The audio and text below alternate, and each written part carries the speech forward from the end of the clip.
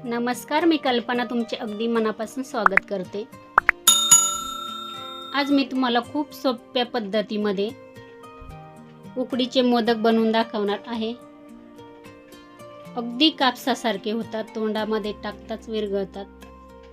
अगदी 2-3 दिवस तुम्ही बाहेर ठेवू शकता, तरी अगदी तसल्या तशीच नरम राहतात। खूप सोपी पद्धत आहे। चला, आपल्या बाप्पाचं पण आगमन झालेलंच आहे। चला आपण आता झटपट मोदक बनवायला सुरुवात करू। ज्या वाटीनं इथे मी पीठ मोजून घेतलं त्याच वाटीनं आपल्याला पाणी घ्यायचंय। आता इथे मी अर्धी वाटी पाणी घेणार आहे, अर्धी वाटी दूध घेणार आहे, म्हणजे अर्ध घेणार आहे। आता इथे मी इंद्रायणी तांदूळ धुवून घेतलेला आहे आणि घरातच सुकवून दळून आणलेला आहे। 1 वाटी पीठ आणि 1 वाटी आपल्याला पाणी किंवा दूध, पाणी अर्ध। आता एक पातेल्यामध्ये मी हे वाटीमधलं दूध पाणी एकत्र केलेलं ओतून घेतलेलं आहे। 2 चमचे साखर घातलेली आहे। अगदी चवीनुसार थोडंसं मीठ घातलेलं आहे। 1 चमचा साजूक तूप घातलेलं आहे। आपल्याला आता गॅसवर ठेवायचंय। आता इथे आपल्याला मोठी उकळी आणून घ्यायची आहे।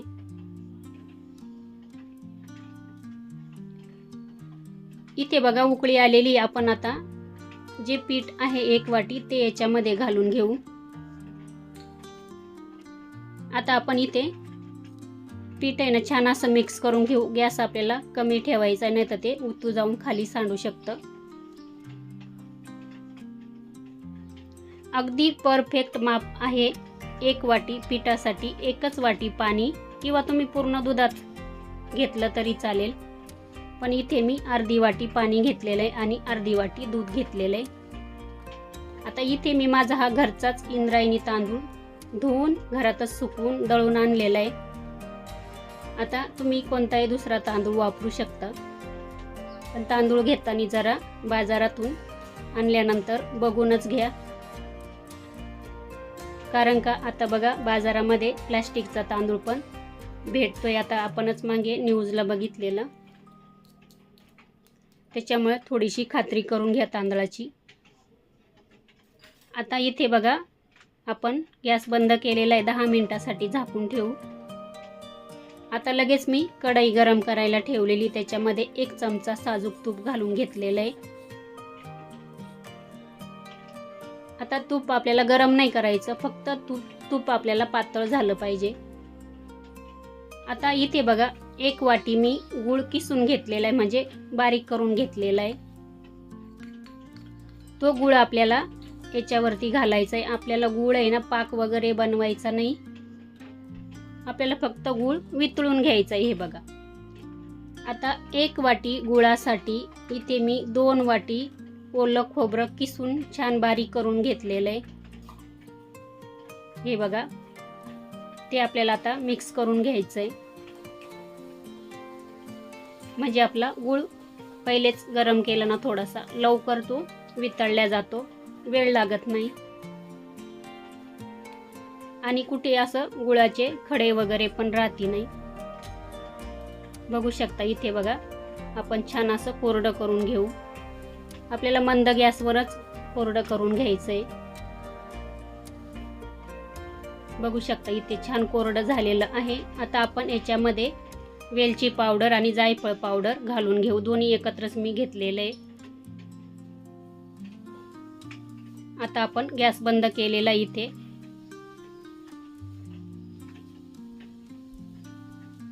आता आपण हे थंड होऊन देऊ। आता याच्यामध्ये तुम्ही खसखसही घालू शकता, पण मी नाही घातली।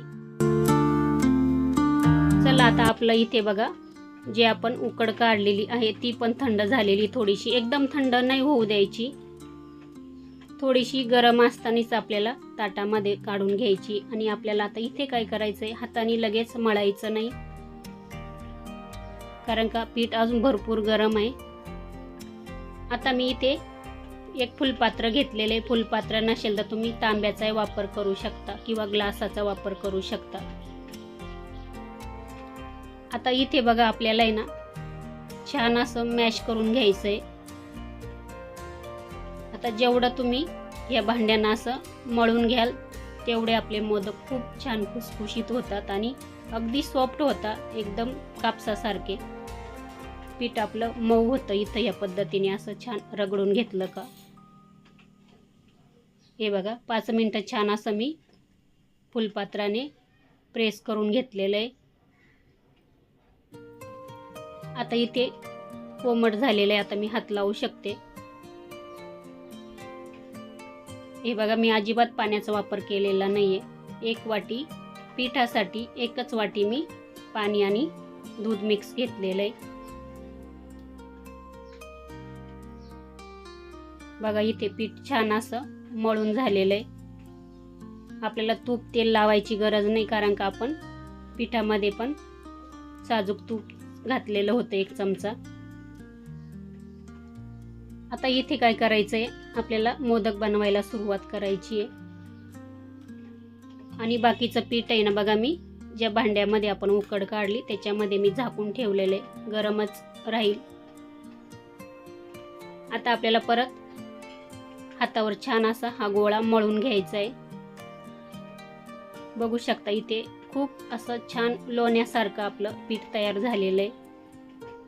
तुम्ही ह्या पद्धतीने नक्की करून बघा, तुम्हाला नक्की आवडणारच. बघू शकता पीठ किती सुंदर कलर पण आलेला आहे आणि चकाकी पण आलेली आहे. आता इथे आपण जसं आपण पुरणाला वाटी बनवतो पुरण भरण्यासाठी, त्याच पद्धतीने आपण आता इथे छान अशी वाटी बनवून घेऊ किंवा पारी बनवून घेऊ. आपल्याला आहे ना पातळ अशी पारी बनवून घ्यायची. थोडासा इथे पाण्याचा हात लावला तरी चालेल किंवा पिठाचा हात लावला तरी चालेल. हे बघा सुंदर आपली इथे वाटी तयार झालेली आहे.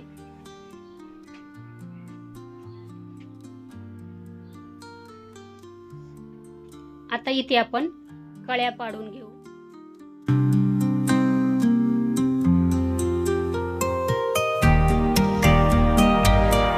इथे बघा या पद्धतीने मी कळ्या पाडून घेतलेल्या आहे. आपण आता याच्यामध्ये सारण भरून घेऊ.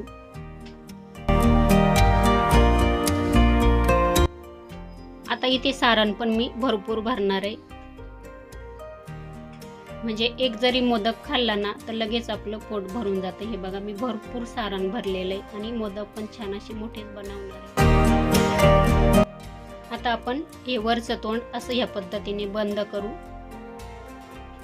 हे बघा इथं अगदी थोडंसं वरती टोक ठेवायचं, जास्त मोठं नाही ठेवायचं आणि आपल्याला दोन्ही हातावर असा गोल गोल फिरवायचा.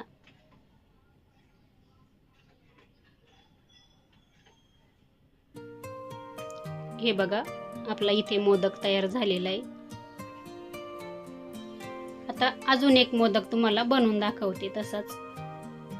हे बघा पीठ घ्यायचं हातावर आणि थोडंसं पाण्याचा हात असा ओला करून घ्यायचा आणि पीठ आपण अजून छान असं हातावर मळून घ्यायचं. आता तुम्हाला जर अशी पारी करता येत नसेल किंवा वाटी करता येत नसेल तर तुम्ही असं लाटून घेतलं पळपटावरती तरी पण चालेल, किंवा तुमच्याकडे मोदकाचा साचा असेल तर त्याच्यात केले तरी चालेल. आता मी हातानेच कळ्या पाडून घेणार आहे सर्व मोदकाला आणि भरून घेणार आहे मोदक.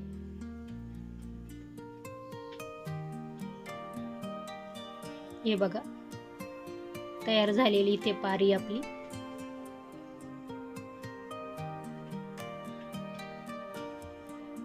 आता एकदम जवळ जवळ कळ्या पाडल्या ना तर छान दिसतात, पण जर येतच नसतील तर अशा लांब लांब पाडल्या तरी पण काही हरकत नाही. हे बघा झालेल्या आहे कळ्या पाडून. मी मोठ्या मोठ्याच कळ्या ठेवलेल्या आहेत. आता आपण भरपूर असं त्याच्यामध्ये सारण भरून घेऊ.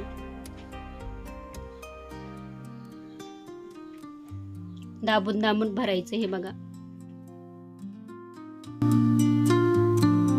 चला सर्व मोदक ह्याच पद्धतीने मी आता हातानेच असे कळ्या पाडून भरून घेते. आता पुढे तुम्हाला दाखवते.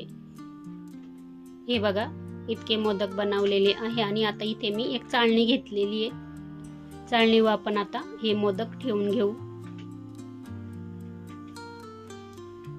हे बघा तयार झालेले चाळणीवर ठेवून घेतलेले. आता याच्यावरती ना मी ना केशरच्या काड्या ठेवणार आहे.